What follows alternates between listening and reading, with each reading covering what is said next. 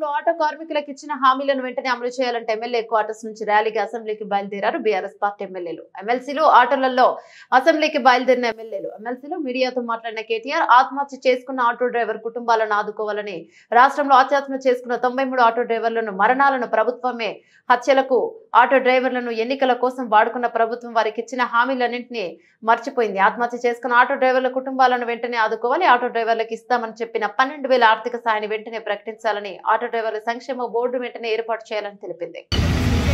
Auto కార్మికులకి వెంటనే compensation ఇవ్వాలి. ఆటో కార్మికులను వెంటనే ఆదుకోవాలి. ఆటో కార్మికులను వెంటనే ఆదుకోవాలి. ఆటో కార్మికులను వెంటనే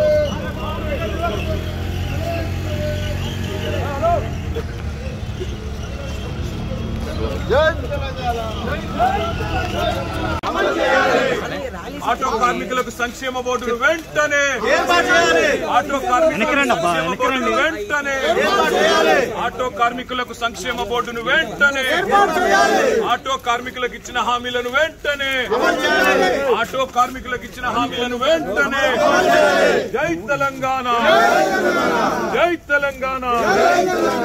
ఆటో కార్మికులకు ఇచ్చిన హామీలను వెంటనే ఆటో కార్మికులకు ఇచ్చిన హామీలను వెంటనే ఆత్మహత్య చేసుకున్న ఆత్మహత్య చేసుకున్న ఆటో కార్మికుల కుటుంబాలకు వెంటనే ఆత్మహత్య చేసుకున్న ఆటో కార్మికుల కుటుంబాలను వెంటనే ఆత్మహత్య చేసుకున్న ఆటో కార్మికుల కుటుంబాలను వెంటనే ఆత్మహత్య చేసుకున్న ఆటో కార్మికుల కుటుంబాలను వెంటనే ఆటో కార్మికులకు ఇచ్చిన హామీలను వెంటనే ఆటో కార్మికులకు ఇచ్చిన హామీలను వెంటనే జై తెలంగాణ. ఆటో కార్మికులకు సంక్షేమ బోర్డును వెంటనే